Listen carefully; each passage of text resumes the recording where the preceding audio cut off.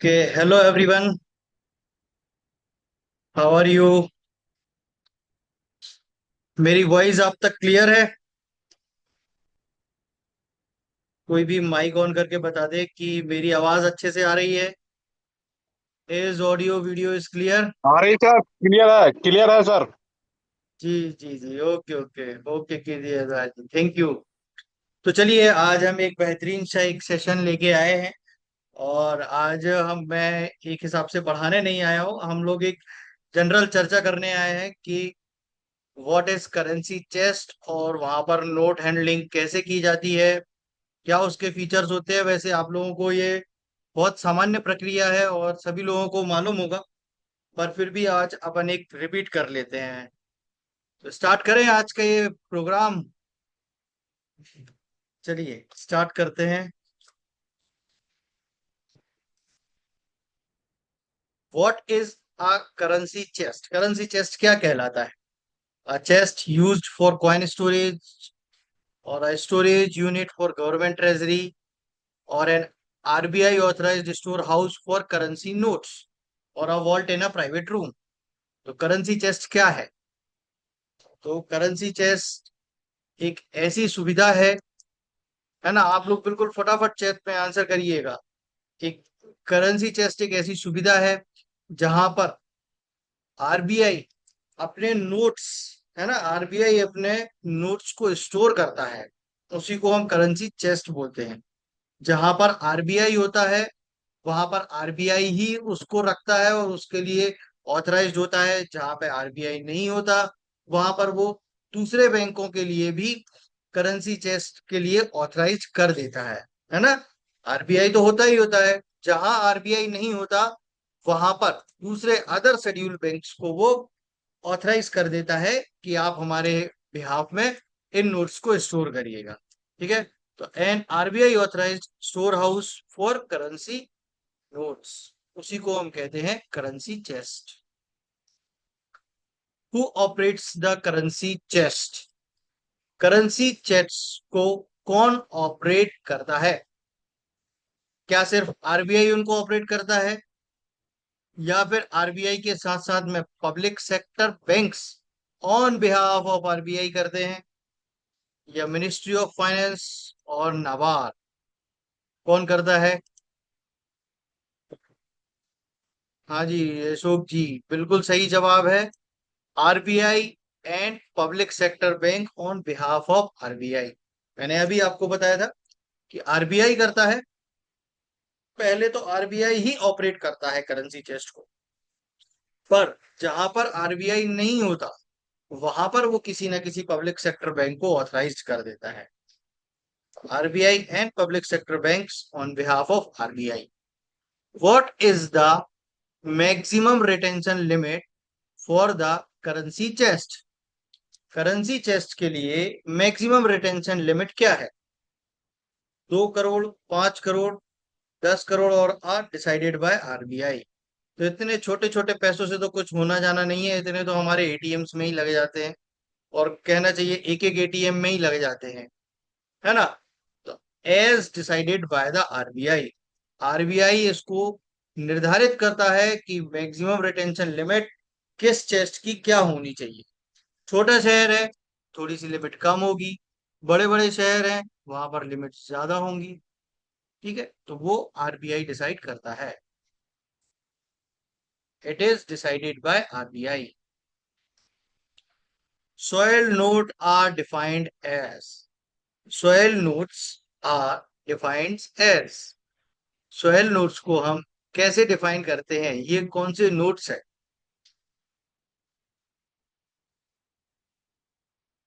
Soiled notes. Abhishek ji कहते हैं ए, turn into 2 pieces, उसको हम सॉइल नोट कहते हैं। देखो, सॉइल्ड नोट और म्यूचुअलेटेड नोट, है ना। बहुत लोग कंफ्यूज रहते हैं अशोक जी कि सॉइल्ड नोट क्या है, म्यूचुअलेटेड नोट क्या है ना। तो अभी जयराम जी भी बोल रहे हैं कि इट इज ए होना चाहिए। तो आज अपन बिल्कुल परफेक्ट अपना ज्ञान कर लेते हैं कि सॉइल्ड नोट कौन सा होगा और म्यूचुअलेटेड नोट कौन सा होगा। ठीक है। टॉर्न का मतलब होता है कटा फटा, है ना, जो नोट फट गया है, जिसका हिस्सा ही नहीं है, उसको हम कहेंगे torn. Notes with the minor defect due to usages, note eaten by termite और बर्न्ट नोट, है ना। अब देखो, अगर नोट को टर्माइट खा जाएगी तो नोट का कोई हिस्सा बचेगा, है ना। मतलब नोट का कुछ हिस्सा टर्माइट ने खा लिया, बाकी का हिस्सा बच गया। पर अगर हम नोट को देखें तो नोट का एक पार्ट तो चला गया।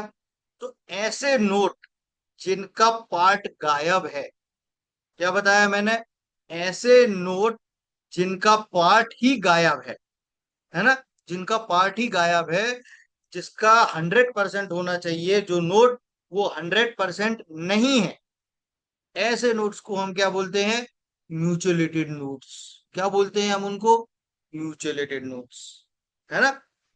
और ऐसे नोट जिनका हिस्सा तो पूरा है पर छोटे मोटे कुछ डिफेक्ट है।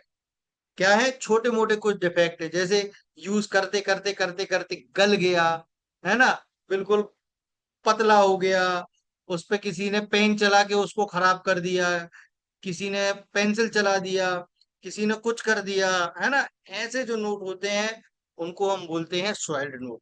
इवन कोई नोट है उसको दो टुकड़ों में फाड़ दिया, अब फाड़ने के बाद वो रखेगा तो है नहीं, कहीं उसको फेविकॉल से जोड़ेगा, कहीं उसको टेप से जोड़ेगा, कोई प्लास्टिक का टेप से जोड़ देता है, कोई आपके पेपर टेप से जोड़ देता है।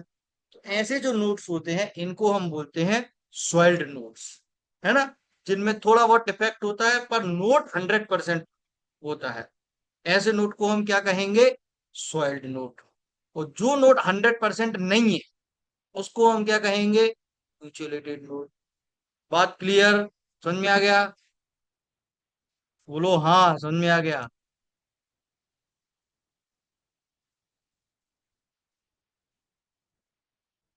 चलिए, तो ये क्लियर हो गया कि soiled note are defined as notes with minor defect due to uses, notes with minor defect due to uses. अब mutilated notes means notes which are slightly dirty, notes with major missing part, note issued before 2000, और notes with watermark। अब देखो, अब भी मैंने आपको बताया है कि कौन से म्यूचुअल नोट होंगे और कौन से सॉइल्ड नोट होंगे। तो अब बताओ फटाफट इसके आंसर क्या होंगे। हाँ, सबका बिल्कुल सही आना चाहिए, दयानिधि जी बिल्कुल सही। बी, है ना, क्लियर हो गई ना आप बात कि कौन सा म्यूचुअलेटेड नोट होगा, कौन सा सॉइल्ड नोट होगा। ठीक है, तो notes with major missing part मतलब जो कि 100% है ही नहीं, जो नोट 100% नहीं है मतलब वो क्या है, म्यूचुअलेटेड नोट है।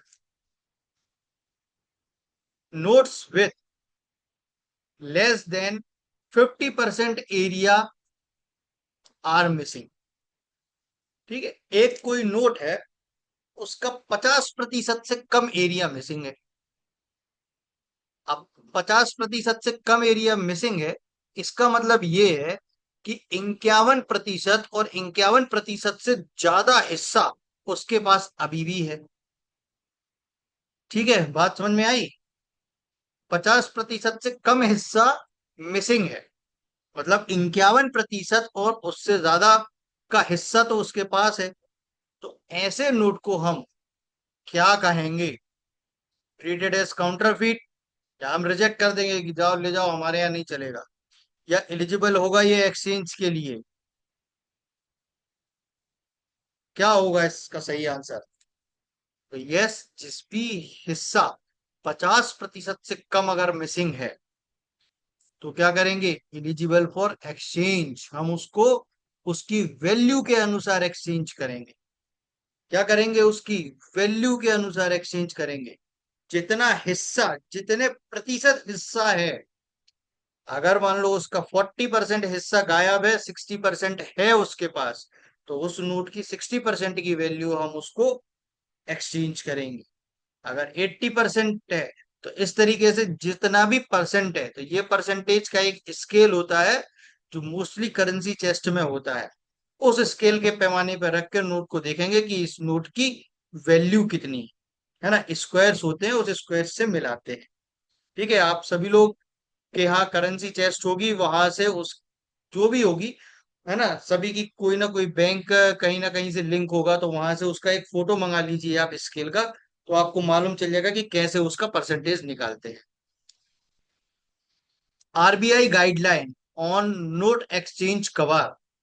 नोट एक्सचेंज कवर में क्या गाइडलाइन है कि सॉइल नोट ओनली, सिर्फ सॉइल नोट ही एक्सचेंज करना है, नहीं म्यूचुअलेटेड भी करना है तो म्यूचुअलेटेड भी करेंगे, और damaged note, miss printed notes भी हम एक्सचेंज करेंगे। तो सभी टाइप के डैमेज्ड नोट को हमें एक्सचेंज करना है। ठीक है। Counterfeit note must be reported to.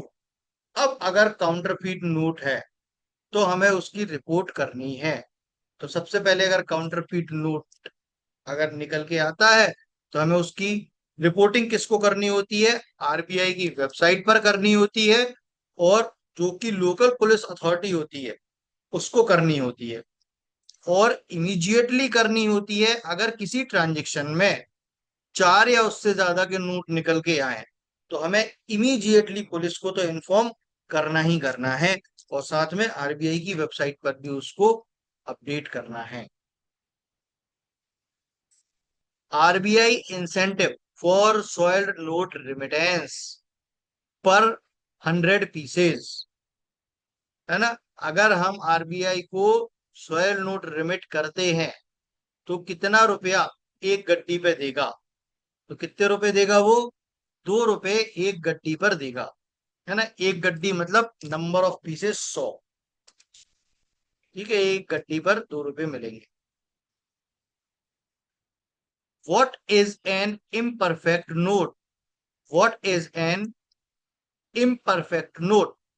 अभी हमने सॉइल नोट देखा, उसके बाद हमने देखा म्यूचुअलेटेड नोट देखा, अब देखो इम्परफेक्ट नोट आ गया, है ना। ये अलग अलग भांति भांति के लोग आ रहे हैं। तो इम्परफेक्ट नोट कौन सा नोट होता है? ए मिसप्रिंटेड नोट विथ कट और शेप इशू, या सॉइल नोट विथ वाटरमार्क, या फिर डुप्लीकेट नोट, या ब्लैंक नोट। कौन सा होगा अभिषेक जी, बताइएगा। आपने तो कहा ए होगा, कि a misprinted note with cut और शेप इशू। कीर्ति जी ने भी कहा कि हाँ ए होना चाहिए। मैंने भी आपकी बात मान ली कि हाँ भाई ए ही है इसका answer. A misprinted note with cut और शेप इशू, है ना। अभी जब नोटबंदी हुई थी, तो नोटबंदी के टाइम पे ऐसे बहुत सारे मिस प्रिंटेड नोट रिमिट हो गए थे, बहुत सारे छप भी गए थे, है ना, जो कि थोड़े बहुत मिस प्रिंटेड थे। एक नोट पे 2 नंबर आ गए थे, तो ये सारे इम्परफेक्ट नोट होते हैं। अरे यार क्या बात, जिसका नाम लिया वही खुदा आ जाए। Double note means, double note का मीनिंग क्या होता है? अब देखो, एक और भाई इंट्रोड्यूस हो गए। अभी तक हमने सॉइल्ड पढ़ लिया, म्यूचुअलेटेड पढ़ लिया, इम्परफेक्ट पढ़ लिया, अब आ गया डबल नोट। डबल नोट का क्या मतलब होता है? टू नोट पेस्टेड, दो नोटों को जोड़ देंगे तो डबल नोट हो जाएगा क्या? या ए फोल्डेड नोट, है ना। ए फोल्डेड नोट मतलब नोट है, नोट को फोल्ड करके गड्डी में रख दिया। अब आप इस तरफ से गड्डी को गिनेंगे तो 99 आएंगे, और इस तरफ से गिनोगे तो कितने आएंगे? 101 आएंगे। तो क्या हो गया? एक नोट फोल्ड हो गया, तो उसको folded note. Two notes printed on each other, और a note with double value. तो ऐसा तो कोई नोट ही नहीं है जिसकी डबल वैल्यू हो, है ना। तो डबल नोट का मतलब क्या है फिर? अगर ये सब है तो डबल नोट क्या है? जी अभिषेक जी, ऐसा नोट जो कि प्रिंट हो गया हो एक दूसरे के ऊपर। इसका मतलब क्या होता है? आगे हो गया है 1 नंबर का नोट, और पीछे हो गया है 2 नंबर की सीरीज का नोट प्रिंट। आगे 1 नंबर की सीरीज का, पीछे दूसरी नंबर की सीरीज का नोट प्रिंट हो गया है, मतलब 2 नोट एक ही कागज पर प्रिंट हो जाते हैं। ऐसे नोट्स को हम क्या कहते हैं? Double note. आधे आधे नोट प्रिंट हो गए, उनको क्या कहेंगे? Double note. What is non issue note? कौन सा नोट नॉन इशू नोट होगा? नकली note, note not put into circulation, soiled note और are rejected note। तो ऐसा नोट जो कि सर्कुलेशन में नहीं है, उस नोट के लिए हम कहेंगे नॉन इशुएबल नोट। कौन सा नोट कहेंगे हम उसको? Non issuable note.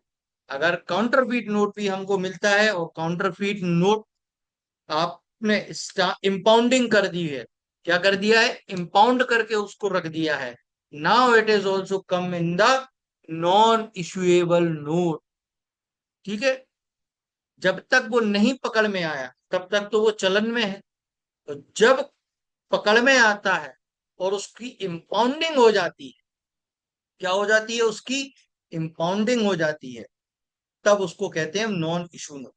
ऐसे नोट जो कि सर्कुलेशन में नहीं है, उन नोट्स को हम कहेंगे non issuable note. Imperfect notes can be exchanged if they are legal tender issued after 2016, submitted by claim form। इनके साथ साथ ही साइज एंड फीचर्स उसके मीट होना चाहिए। उसका जो साइज है नोट का और जो फीचर्स है नोट के, वो सारे मैच हो जाएंगे तो हम उसको इम्परफेक्ट नोट मान लेंगे और उसको एक्सचेंज भी करेंगे। इम्परफेक्ट नोट को एक्सचेंज कर सकते हैं बिल्कुल, साइज और फीचर उसके मैच करने पर। What is the RBI penalty for access cash holding in chest? अगर एक्सेस कैश होल्ड कर रही है कोई चेस्ट, तो आरबीआई उसको कितनी पेनल्टी लगाएगी? तो कितनी पेनल्टी लगाएगी? इट इज ₹10 पर लाख। हर 1 लाख पे 10 रुपए की पेनल्टी रहेगी। अब जितने लाख रुपए उसमें रहेंगे, उतने लाख रुपए की पेनल्टी रहेगी प्रतिदिन के हिसाब से। ₹10 पर 1 lakh per day. Who is responsible for counter feet detection in bank? Bank में काउंटरफीट नोट के लिए कौन जिम्मेदार है? अब बैंक है, बैंक का मतलब है छोटी सी ब्रांच है। जब भी बैंक का नाम है ना, तो आप समझ लिया करो कि या तो ब्रांच की बात हो रही है। अब ब्रांच बड़ी से बड़ी हो सकती है और ब्रांच छोटी से छोटी हो सकती है ना? उस ब्रांच में कौन जिम्मेदार है? कौन जिम्मेदार है भैया? है बताओ, ब्रांच मैनेजर जिम्मेदार है, ट्रेजरी जिम्मेदार है, कि आरबीआई ऑफिसर जिम्मेदार है? कौन जिम्मेदार है? है कौन जिम्मेदार है भाई? बताओ। जी अशोक कुमार जी, बिल्कुल सही आपने कहा, टेलर जिम्मेदार है। अगर पहले ही काउंटरफीट नोट, मतलब फर्स्ट स्क्रीनिंग किसके हाथ में होती है? जो व्यक्ति काउंटर पे बैठा हुआ होता है उसकी सबसे पहली स्क्रीनिंग होती है। तो जो व्यक्ति काउंटर पे बैठा हुआ है वही उस काउंटरफीट नोट के लिए जिम्मेदार है। और करेंसी चेस्ट की अगर हम बात करें तो वहां पर चेस्ट ऑफिसर जिम्मेदार रहेगा।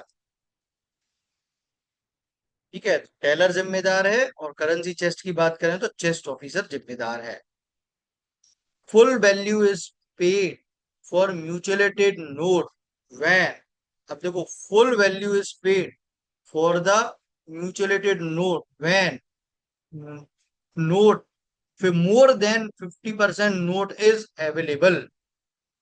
For more than 50% note is available, तभी हमें म्यूचुअलेटेड नोट की वैल्यू मिलेगी।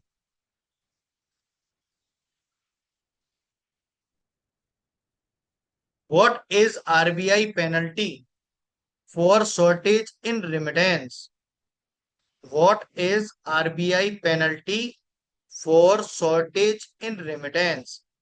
आरबीआई की क्या पेनल्टी है अगर रेमिटेंस में कोई नोट कम निकलता है ना? जैसे आपके यहाँ रेमिटेंस आया, 2 गिट्टी में 100 नोट की जगह 99 नोट है और वो 100 रुपए की गिट्टी है ना? 100 रुपए की 2 गिट्टियां ऐसी निकली जिनमें की 99 नोट्स निकले। तो क्या वैल्यू और क्या उसकी पेनल्टी होगी? है क्या पेनल्टी होनी चाहिए बताओ? बैंक वालों को नोट कम दे रहे हैं, क्या पेनल्टी होना चाहिए? Shortage and remittance. 100 रुपए पर नोट, 10,000 रुपए पर केस, 2 रुपए पर नोट कितना होना चाहिए? बिल्कुल सही जयराम जी, कीर्ति अग्रवाल जी, बिल्कुल सही जवाब है। जितनी भी नोट की वैल्यू होती है, जैसे अगर 100 रुपए का एक नोट कम है, तो 100 रुपए की तो वैल्यू आपको देनी ही देनी है, साथ में 100 रुपए की पेनल्टी भी देनी है। वो नोट तो देना ही देना है, उस नोट के बराबर आपको पेनल्टी भी देना है। ठीक है, value and same as penalty, मतलब पेनल्टी के रूप में भी हमको सेम देना है। Note received with tape are treated as, अभी थोड़ी देर पहले मैंने बताया था, जो नोट है टेप वेप लगा के भी ले आए हैं, उनको हम कौन सा नोट बोलेंगे? Note received with tape are treated as, है म्यूचुअलेटेड नोट बोलेंगे उनको। ठीक है, म्यूचुअलेटेड नोट।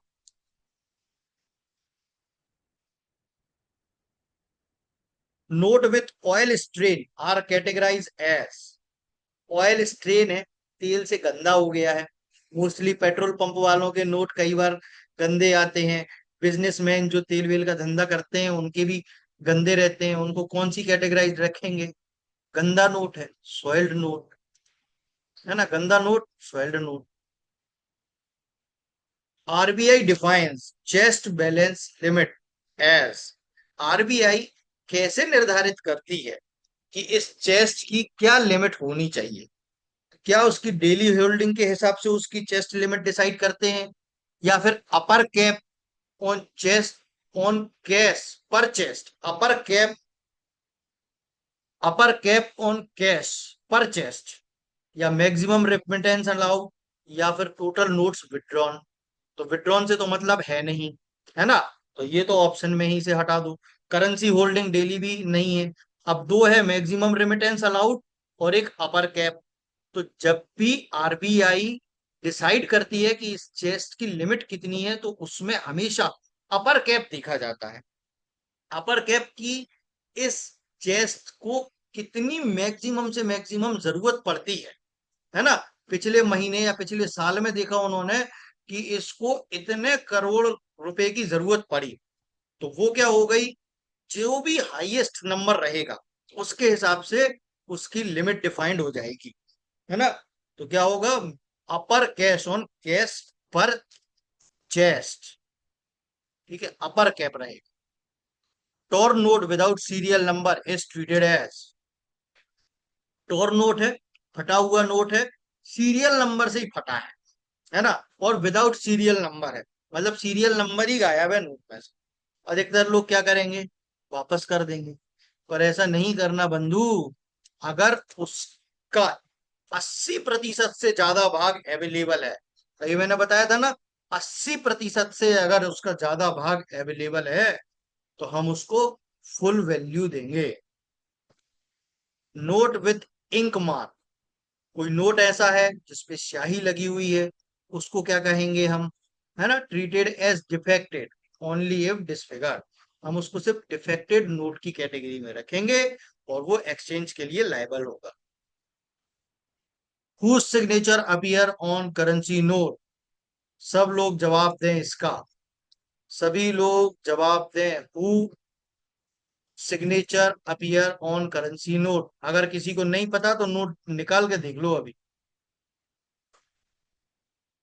हाँ जी, संजय कुमार जी, कीर्ति अग्रवाल जी, बिल्कुल आप लोगों ने आंसर दिया, बिल्कुल सही है, बिल्कुल सही सही। मैं सभी सभी से अपेक्षित था कि इस प्रश्न का तो आप सभी जवाब दें, बिल्कुल।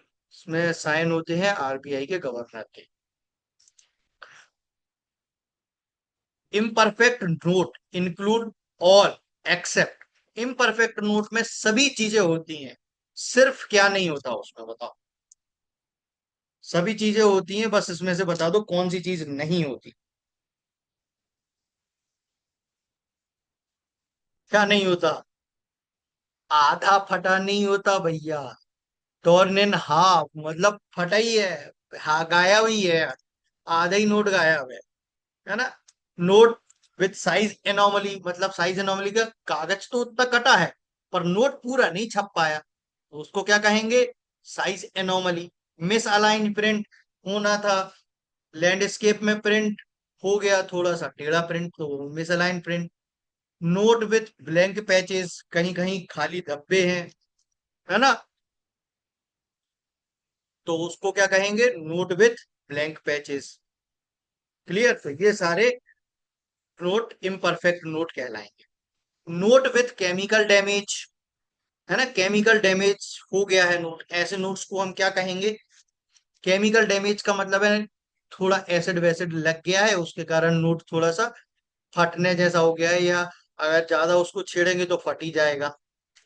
ऐसे नोट्स को हम क्या कहेंगे, तो दीज आर म्यूचुलेटेड नोट्स, जो केमिकल से डैमेज हो गए हैं, क्योंकि जैसे ही उसको छुएंगे उसका वो हिस्सा निकल के गिर जाएगा, है ना, उसका वो हिस्सा निकल के गिर जाएगा, तो इसीलिए हम उसको कहेंगे mutilated note. Double impression notes are called, double impression notes मतलब उसमें दो नोटों की छपाई एक ही नोट पर हो गई, दो नोटों की छपाई एक ही नोट पर हो गई है, उसे क्या कहेंगे, उसे कहेंगे हम डबल नोट। क्या कहेंगे हम, double note. Counterfeits note are, counterfeits note क्या है, नकली नोट क्या है बताए। फिट फॉर रिकन सर्कुलेशन, क्या वो फिट है कि हम उन्हें रिसर्कुलेट कर दें, उनको एक्सेप्ट करना चाहिए, या उनको वापस से हमें ट्रेडिंग करना चाहिए, या फिर हमें कन्फिस्केटेड, इम्पाउंड करके रिपोर्ट कर देना चाहिए। क्या करना चाहिए, इम्पाउंड करके हमें उसको रिपोर्ट करना चाहिए, to be confiscated and reported. Note stuck together but genuine are called, note क्या है, स्टक टुगेदर हो गया है, मतलब आपस में ये एक दूसरे में प्रिंट हो गए हैं, है ना, आपस में एक दूसरे में प्रिंट हो गए हैं, भिड़ंत हो गई है, ऐसे नोट्स को हम क्या कहेंगे, डबल नोट, है ना। नोट सही है, सब कुछ सही है, बस दो नोट एक ही जगह प्रिंट हो गए, है ना, दो नोट एक ही जगह प्रिंट हो गए, तो it is double note. Partial value is given for mutilated note when area is more than 20% and more than 40%. Holder submit proof, note serial number is intact, or RBI permits manually. So partial value is given for the mutilated note when area, देखो ये थोड़ा सा sign, हाँ, more than 20% and less than 40% is missing, इसमें एक शब्द और आना है, इज मिसिंग, है ना। नोट का 20% हिस्सा कम से कम, मतलब नोट का क्या होना चाहिए, 20% हिस्सा तो कम से कम होना चाहिए, more than 20% and less than 40% is missing, है ना, इज मिसिंग, तो फिर हम उस म्यूचुलेटेड नोट की वैल्यू प्रोवाइड करेंगे। अब यहाँ पे 40% मतलब एटलीस्ट 60% तो हिस्सा उसके पास अवेलेबल है, जब 60% हिस्सा अवेलेबल है तो फिर हम उसकी वैल्यू, पार्शियल वैल्यू हम उसको देंगे। ठीक है, चलिए बहुत बहुत धन्यवाद। और अभिषेक सिंह जी जाग रहे हैं कि सो गए हैं।